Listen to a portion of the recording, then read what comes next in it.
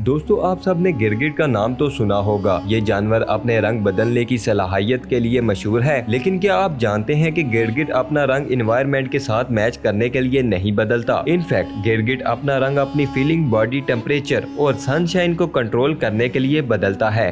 दोस्तों, क्या आप जानते हैं कि डॉल्फिन दुनिया की सबसे ज्यादा इंटेलिजेंट जानवरों में से एक है। जी हाँ, इनका दिमाग इंसानों के बाद सबसे ज्यादा डेवलप्ड होता है। ये जानवर इतने अक्लमंद होते हैं कि अपनी जुबान में बात करते हैं, एक दूसरे के साथ कम्युनिकेट करते हैं और हत्ता के इंसानों की तरह नेम्स भी रखते हैं। डॉल्फिन अपने आप को आईने में पहचान सकती है और ये बात बहुत कम जानवरों में पाई जाती है।